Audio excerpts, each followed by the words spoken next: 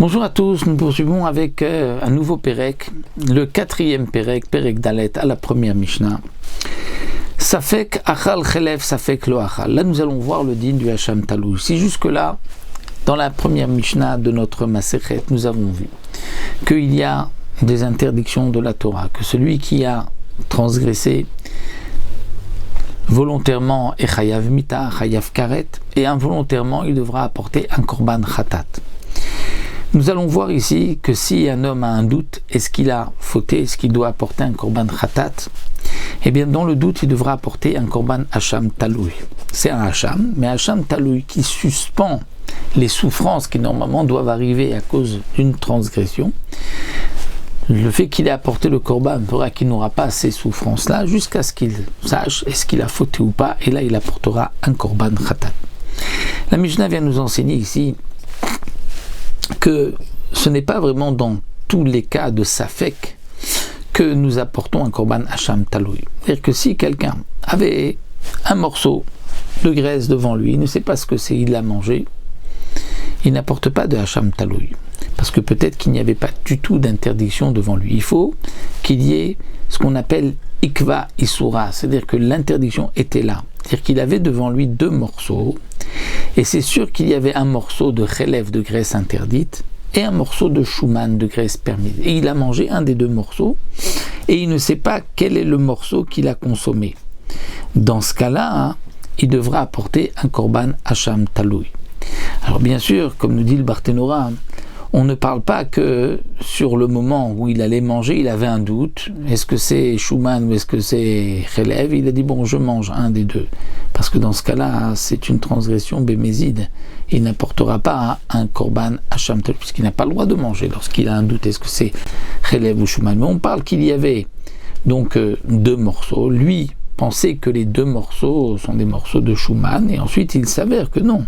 C'est sûr qu'il y avait un morceau de graisse, et donc c'est ça le ikva isoré. C'est sûr qu'il y avait un morceau de graisse, et donc un morceau de chouman. Il a mangé un des deux, il ne sait pas lequel, il apportera un korban. C'est ce que la Mishnah nous dit. Ça fait qu'achal chelev, ça fait que le achal, il a un doute, est-ce qu'il a mangé un morceau de graisse, ou peut-être qu'il n'a pas mangé le morceau de graisse. Va filo achal, ou bien un autre safek. Il est sûr qu'il a mangé. C'est sûr qu'il a mangé de la graisse interdite. Mais safek eshbo kashur, safek shenbo. Il a un doute. Est-ce que il avait un shiur, la quantité, un kazaït ou pas? C'est-à-dire que lorsqu'il a mangé, il pensait que c'était du chouman, de la graisse permise. Et ensuite, il apprend que c'était du chélève, mais il ne sait pas est-ce qu'il y avait un kazaït ou pas. Et donc la Mishnah vient s'expliquer, chélève et chouman lefanav. Il a devant lui du chélève, de la graisse interdite, et du chouman. Achal et echad même, il a mangé un des deux. Ve'eno yadou ezemem, achal ne sait pas lequel des deux il a mangé. Et donc, comme nous l'avons expliqué, dit le Barthénora, c'est qu'au moment où il a mangé, il pensait que c'était du chouman. Et ensuite, on lui dit, mais non, il y avait un morceau de chélève. Donc là, il devra apporter un korban hacham taloui. Deuxième cas possible, et Mishnah va nous rapporter, deuxième cas de hacham taloui, au niveau des harayot. Ishto vachoto imo babait. Un homme se retrouve dans la même maison avec sa femme et sa sœur. Shagag ba'achad me'em venu la bezem shagag. C'est-à-dire, il pensait qu'il avait une relation avec sa femme, mais en vérité, il a ensuite un doute. Peut-être que non, que c'était pas avec sa femme, peut-être que c'était avec sa sœur. Et donc, dans ce cas-là, que va-t-il faire? Eh bien, il devra apporter un korban hacham taloui. Shagag bachad même venu la bezom shagag. Il a fauté avec une des deux et il ne savait pas c'était laquelle. Alors bien sûr, le terme shagag, il a fauté avec une des deux, si sa femme, il n'y a pas de faute. C'est vrai, donc ce terme-là est, dire l'avdavka, et rapporté, Mfarshim en parle. Mais donc ce que la Mishnah vient nous dire, c'est qu'il a un doute. Mais c'est sûr qu'il y avait ensuite sa sœur avec lui, donc c'est sûr qu'il y avait ikva isura, puisqu'il a une interdiction de relation avec sa sœur. Ou bien, troisième cas, Shabbat ve Yom Chol. Il a Shabbat et Yom Chol. C'est-à-dire que dans Shabbat, il faut aussi qu'il y ait Ikva Isura. Comment on peut y avoir une transgression de Shabbat avec Ikva Isura? Eh bien, la Mishnah nous dit, c'est quelqu'un qui se trouve Ben Hashmashot, le crépuscule entre Shabbat et Yom Chol.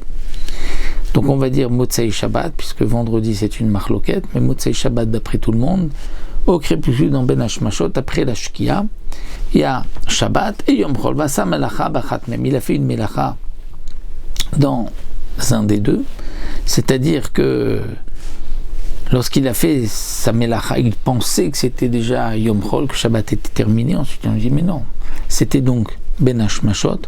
Peut-être que tu as fauté pendant Shabbat, une de Bezomem à ça, il ne sait pas si c'était Shabbat ou Yom Chol qu'il a fait. Là, Mevi Hasham Taloui, il apportera Hasham Taloui. Donc nous avons ici les 3 interdictions différentes dans les aliments, dans les relations interdites et dans les melachot de Shabbat, où il peut y avoir donc une obligation d'apporter un Hasham Taloui lorsqu'il y a un doute, et comme nous l'avons vu, il faut qu'il y ait Israzek Issoura, c'est-à-dire que Ikva Issoura, il faut qu'on soit sûr qu'il y ait un Issour. Donc pour la graisse, et qu'il y avait un morceau de graisse, on est sûr, c'est-à-dire par la suite on a su qu'il y avait un morceau de graisse, il y avait sa sœur et sa femme, sûr qu'il y avait sa sœur, et Shabbat, c'est qu'on est Ben Hashmashot, c'est sûr qu'il y avait Shabbat. Et ensuite Yom Chol, et on ne sait pas s'il a fauté pendant Shabbat ou pendant Yom Chol.